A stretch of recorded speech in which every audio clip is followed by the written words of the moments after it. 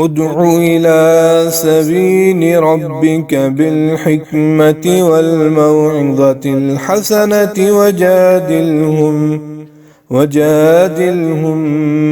بالتي هي أحسن إن ربك هو أعلم بمن ضل عن سبيله وهو أعلم بالمهتدين أعوذ بالله من الشيطان الرجيم بسم الله الرحمن الرحيم اعوذ باللہ السمیع العلیم من الشیطان الرجیم من حمزہ ونفخہ ونفثہ بسم اللہ الرحمن الرحیم۔ آج کا موضوع ہے وضو اور غسل میں خلال کہاں کہاں اور کیسے کرتے ہیں۔ رب یسر ولا تعسر وتمم بالخیر، رب اشرح لی صدری ویسر لی امری واحلل عقدۃ من لسانی یفقہوا قولی ربی زدنی علما۔ وضو میں 3 مقامات پر خلال کیا جانا ثابت ہے۔ 2 مقامات پر مرد اور عورت دونوں یہ خلال کریں گے اور 1 مقام پر صرف مرد خلال کریں گے۔ اسی طرح غسل میں ایک اضافی خلال کیا جائے گا جو ان 3 کے علاوہ ہے، اور اس میں مرد اور عورت دونوں شامل ہوں گے اور وہ دونوں اس مقام پر خلال کریں گے۔ وضو کے 3 مقامات جن پر خلال کرنا ثابت ہے اور کیا جانا چاہیے وہ یہ ہیں: ہاتھ کی انگلیوں کا خلال کرنا، دوسرے نمبر پر داڑھی کا خلال کرنا، تیسرے نمبر پر پاؤں کی انگلیوں کا خلال کرنا۔ غسل میں 1 مقام پر خلال کیا جائے گا، وہ ہے سر کا خلال کرنا۔ وضو کے وہ مقامات جن میں خلال ہے، اس میں سے پہلا ہاتھ کی انگلیوں کا خلال کرنا۔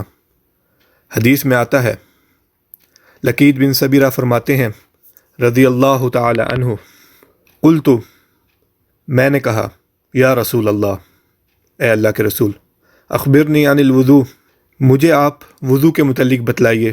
قال، تو آپ نے فرمایا، اسبغ الوضو، آپ وضو کو اچھے طریقے سے مکمل طور پر کیا کرو، وخلل بین الاصابع، اور انگلیوں کے درمیان خلال کیا کرو، وبالغ فی الاستنشاق الا ان تکون صائما، اور ناک میں پانی چڑھاتے ہوئے مبالغہ کرو سوائے اس کے کہ آپ روزے دار ہو۔ اس روایت کو سنن ابی داود میں جناب ابو داود سلیمان بن الاشعث نے 142 نمبر حدیث پر نقل کیا ہے، اور اسی طرح سنن ترمذی میں 788 نمبر پر یہ روایت موجود ہے۔ ابن ماجہ نے 407 نمبر پر اس روایت کو نقل کیا ہے۔ مسند احمد میں، صحیح ابن خزیمہ میں، صحیح ابن حبان میں، بہقی میں اور حاکم میں، مسند حاکم میں یہ روایت موجود ہے۔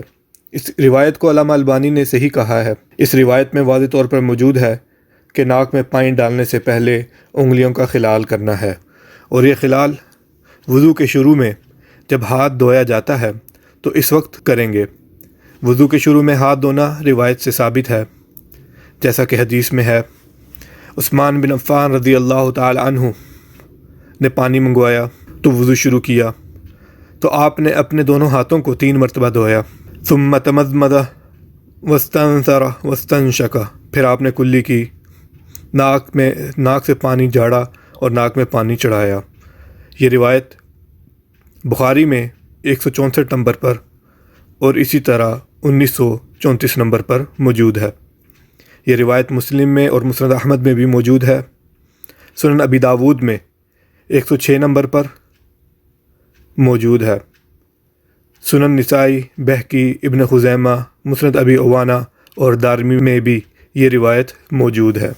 اسی طرح ایک اور روایت ہے کہ عمر بن شعیب اپنے باپ سے نقل کرتے ہیں اور وہ ان کے دادا سے نقل کرتے ہیں، کہتے ہیں کہ ایک شخص رسول اللہ صلی اللہ علیہ وسلم کے پاس آیا تو اس نے کہا، اے اللہ کے رسول، کیف الطہور، وضو کیسے کرتے ہیں یا وضو کیسے ہوتا ہے؟ تو آپ علیہ الصلاۃ والسلام نے ایک برتن میں پانی منگوایا، فغسل کفیہ ثلاثا، تو آپ نے 3 مرتبہ اپنے دونوں ہاتھوں کو دھویا۔ یہ روایت سنن ابی داود میں 135 نمبر پر ہے اور سنن ابن ماجہ میں 422 نمبر پر موجود ہے۔ اس روایت کو نسائی، مسند احمد، ابن خزیمہ اور بہقی نے بھی نقل کیا ہے۔ اس روایت کو زبیر علی زئی صاحب نے حسن کہا ہے اور علامہ البانی نے ابن ماجہ میں حسن صحیح کہا ہے۔ تو جب ہاتھ شروع میں دھونے ہیں تو خلال کرنا ہے، تو جب ہاتھ دھوئیں گے تب ہی خلال کرنا ہے، اور یہ ہاتھ دھونا ناک میں پانی چڑھانے سے پہلے ہے، جیسا کہ پچھلی روایت کے اندر ذکر ہے۔ تو خلال کرنا بھی ناک دھونے سے پہلے ثابت ہے، لہذا ہاتھ جب دھوئیں گے تب ہی خلال کریں گے۔ خلال کرنے کا مطلب یہ ہے کہ انگلیوں کو انگلیوں میں داخل کرنا، تاکہ انگلیوں کا درمیانی حصہ خشک نہ رہ جائے۔ اس خلال میں مرد اور عورت دونوں شامل ہیں، مرد اور عورت دونوں یہ خلال کریں گے۔ اب وضو کے دوران دوسرا خلال داڑھی کا خلال ہے، جس میں صرف مرد حضرات ہی خلال کر سکیں گے۔ اس کے متعلق روایت عامر بن شقیق سے مروی ہے، وہ ابو وائل سے نقل کرتے ہیں، اور ابو وائل عثمان بن عفان رضی اللہ تعالیٰ عنہ سے روایت کرتے ہیں۔ عثمان بن عفان رضی اللہ تعالیٰ عنہ نبی صلی اللہ علیہ وسلم سے روایت کرتے ہیں انہ کان یخلل لحیتہ، کہ نبی صلی اللہ علیہ وسلم اپنی داڑھی کا خلال کیا کرتے تھے۔ اس روایت کو ابن ماجہ نے اپنی سنن میں 430 نمبر پر نقل کیا ہے۔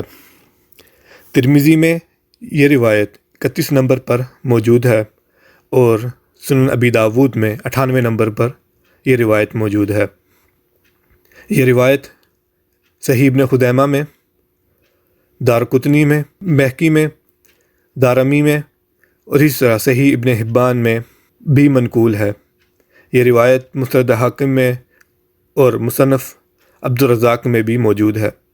امام ترمذی نے اس کو سنن ترمذی میں حسن صحیح کہا ہے، اور اسی طرح الکبیر میں محمد بن اسماعیل البخاری سے، جو ان کے استاد تھے اور جن کی بخاری مشہور ہے، ان سے نقل فرما کر کہتے ہیں کہ انہوں نے اس روایت کو حسن کہا ہے۔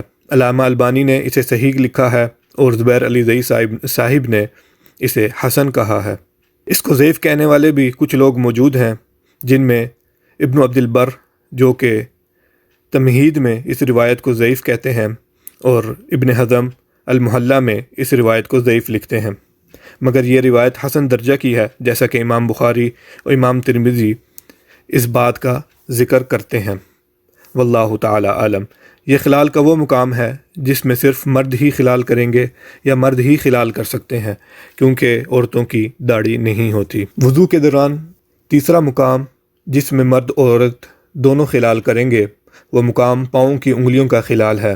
اس کے بارے میں روایت یہ ہے، ان مستورد بن شداد رضی اللہ عنہ قال، مستورد بن شداد رضی اللہ تعالیٰ عنہ فرماتے ہیں، رأیت النبی صلی اللہ علیہ وسلم، میں نے نبی صلی اللہ علیہ وسلم کو دیکھا، اذا توضأ دلک اصابع رجلیہ بخنصرہ، کہ جب آپ وضو کرتے تو اپنی پاؤں کی انگلیوں کو چھوٹی انگلی سے ملتے۔ یہ روایت سنن ابی داود میں 148 نمبر پر اور سنن ترمذی میں 40 نمبر پر موجود ہے۔ اسی طرح ابن ماجہ نے 446 نمبر پر اس روایت کو نقل کیا ہے۔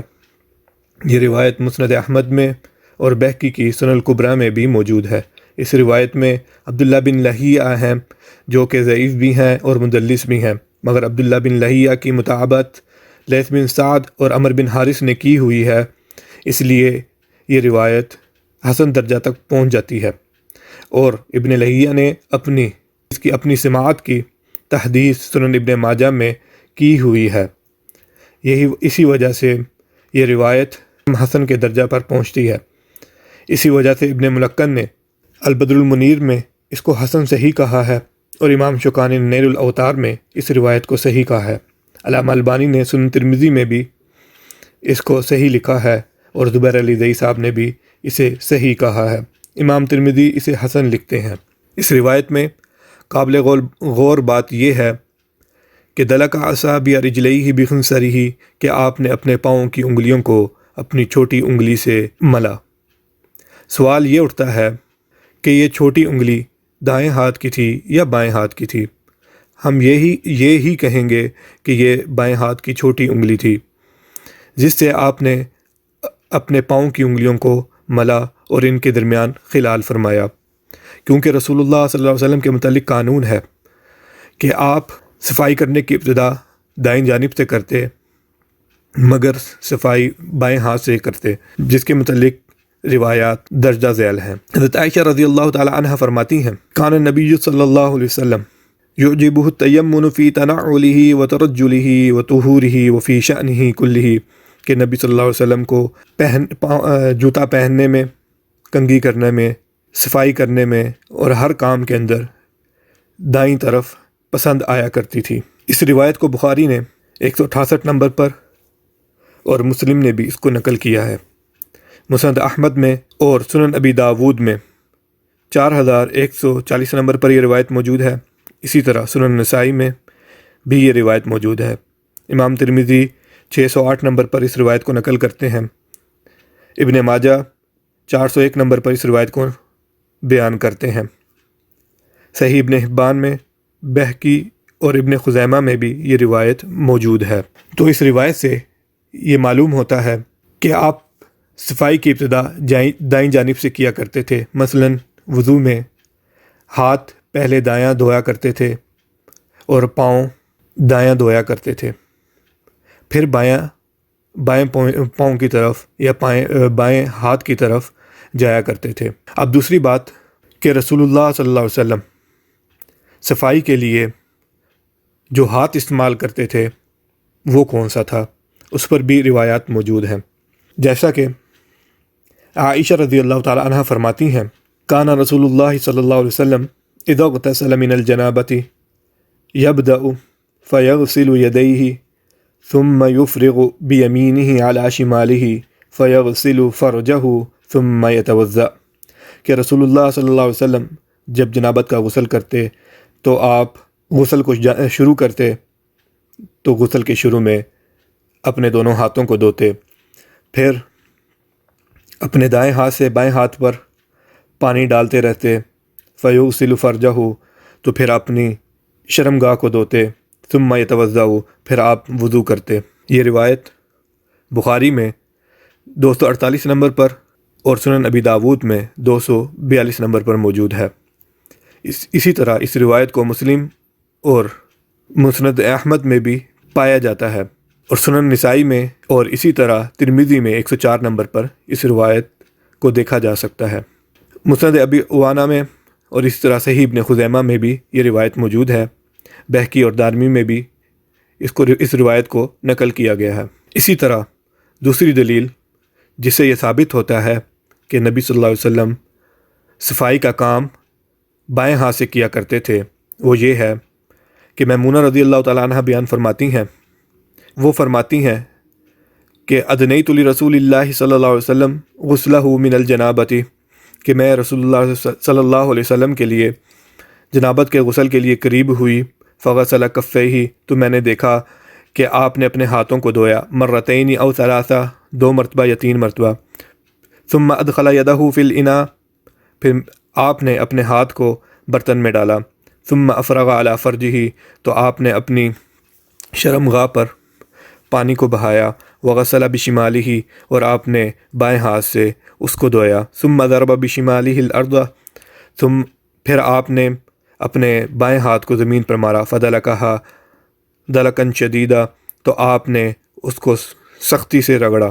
ان 2 روایات سے یہ واضح طور پر معلوم ہوتا ہے کہ آپ علیہ الصلاۃ والسلام دائیں ہاتھ سے بائیں ہاتھ پر پانی ڈالتے اور بائیں ہاتھ جو گیلا ہو جاتا تھا اس سے عضو کو دھوتے اور دائیں ہاتھ سے پانی بہاتے رہتے اور بائیں سے صفائی کرتے رہتے۔ جب صفائی ہو جاتی تو آپ علیہ الصلاۃ والسلام بائیں ہاتھ کو، جس سے جنابت کے اثر کو صاف کیا ہوتا تھا، زمین پر رکھ کر ملتے اور ہاتھ صاف کرتے تاکہ ہاتھ اچھی طرح صاف ہو جائیں۔ اب ان سب باتوں سے معلوم ہوتا ہے کہ آپ علیہ الصلاۃ والسلام صفائی کی ابتدا دائیں جانب سے کرتے، مگر صفائی کے لیے بائیں ہاتھ کا استعمال کرتے۔ تو ان باتوں سے واضح ہو جاتا ہے کہ پاؤں کی انگلیوں کا خلال بائیں ہاتھ کی چھوٹی انگلی سے نہیں بلکہ بائیں ہاتھ کی چھوٹی انگلی سے ہوگا، کیونکہ صفائی کے لیے رسول اللہ صلی اللہ علیہ وسلم بائیں ہاتھ کا استعمال فرمایا کرتے تھے، جیسا کہ معروف بات ہے کہ ناک کی صفائی کے لیے اور پیشاب پخانے کی صفائی کے لیے آپ علیہ الصلوۃ والسلام بائیں ہاتھ کا ہی استعمال فرماتے، اور اس پر بھی دلائل موجود ہیں، مگر یہ مقام نہیں ہے کہ ان روایات کا ذکر کیا جائے۔ یہ خلال کی وہ جگہ ہے کہ جس میں مرد اور عورت برابر ہیں، اور مرد اور عورت پاؤں کی انگلیوں کا خلال بائیں ہاتھ کی چھوٹی انگلیوں سے کریں گے۔ اب چوتھا مقام جس میں خلال کیا جانا ثابت ہے وہ ہے غسل کے دوران سر کے بالوں کا خلال کرنا۔ اس میں بھی مرد اور عورت دونوں شامل ہیں۔ عائشہ رضی اللہ تعالی عنہ فرماتی ہیں، کان رسول اللہ صلی اللہ علیہ وسلم اذا اغتسل من الجنابہ یبدأ، جب آپ جنابت کا غسل فرماتے تو آپ غسل کی ابتدا کرتے، فیغسل یدیہ، تو آپ اپنے دونوں ہاتھوں کو دھوتے، ثم یفرغ بیمینہ علی شمالہ، تو آپ اپنے دائیں ہاتھ سے اپنے بائیں ہاتھ پر پانی ڈالتے، انڈیلتے، فیغسل فرجہ، تو آپ اپنی شرمگاہ کو دھوتے، ثم یتوضأ، پھر آپ وضو فرماتے، ثم یأخذ الماء، پھر آپ پانی لیتے، فیدخل اصابعہ فی اصول الشعر، تو آپ اپنی انگلیوں کو سر کی جڑوں تک لے کر جاتے، حتی اذا رأى، جب آپ کو یہ سمجھ آ جاتی، انہ قد استبرأ، کہ آپ نے اچھی طرح پانی کو پہنچا لیا ہے، حفن علی رأسہ ثلاث حفنات، تو آپ اپنے سر پر 3 چلو ڈالتے۔ اس روایت کو بخاری اور مسلم میں نقل کیا گیا ہے۔ بخاری اور مسلم کی دوسری روایت میں موجود ہے، ثم یخلل بیدہ شعرہ، کہ آپ نے اپنے ہاتھ سے اپنے بالوں کا خلال کیا۔ یہ روایت بخاری میں 248 نمبر پر موجود ہے۔ صحیح مسلم، مسند احمد اور سنن نسائی میں بھی یہ روایت موجود ہے۔ سنن ابی داود میں 242 نمبر پر یہ روایت موجود ہے، اور سنن ترمذی میں 104 نمبر پر یہ روایت موجود ہے۔ اسی طرح ابو عوانہ میں، صحیح ابن خزیمہ میں، بہقی اور دارمی میں بھی یہ روایت موجود ہے۔ قصہ مختصر یہ ہے کہ 4 مقامات پر خلال کیا جانا چاہیے۔ وضو کے شروع میں جب ہاتھ دھوتے ہیں تو انگلیوں کا خلال کرنا چاہیے۔ داڑھی کا خلال کرنا صرف مرد حضرات کے لیے ثابت ہے۔ پاؤں کا خلال کرنا بائیں ہاتھ کی چھوٹی انگلی سے، یہ بھی وضو میں ثابت ہے۔ اسی طرح غسل کے دوران مسح کی جگہ پر ہاتھ کو گیلا کر کے ان سے بالوں کا خلال کرنا ثابت ہے، جیسا کہ روایات کے اندر موجود ہے۔ غسل کے اندر مسح کی جگہ پر ہاتھ کو گیلا کر کے بالوں کی جڑوں تک پانی پہنچانا ضروری ہے۔ اس کے بعد 3 دفعہ چلو ڈال کر پھر خلال کریں تاکہ پانی اچھی طرح سر تک پہنچ جائے۔ ان میں سے 3 مقامات جیسا کہ وضو شروع کرتے وقت ہاتھ دھوتے ہوئے انگلیوں کے درمیان خلال کرنا، یہ مرد اور عورت دونوں کے لیے ثابت ہے۔ اسی طرح پاؤں دھوتے ہوئے پاؤں کی انگلیوں کا خلال کرنا چھوٹی انگلی سے، بائیں ہاتھ کی چھوٹی انگلی سے، تو یہ بھی مرد اور عورت دونوں کے لیے ثابت ہے۔ اسی طرح غسل کے اندر مسح کی جگہ پر سر کے بالوں کا خلال کرنا، یہ بھی مرد اور عورت دونوں کے لیے ثابت ہے، اور مرد حضرات کے لیے داڑھی کا خلال کرنا ضروری ہے۔ اللہ تبارک و تعالیٰ سے دعا ہے کہ اللہ تبارک و تعالیٰ ہمیں سننے کے بعد سمجھنے کی توفیق عنایت فرمائے، اور پھر اس پر عمل کرتے ہوئے دوسروں تک پہنچانے کی توفیق عنایت فرمائے۔ ھذا ما عندی واللہ اعلم بالصواب۔ السلام علیکم ورحمۃ اللہ وبرکاتہ۔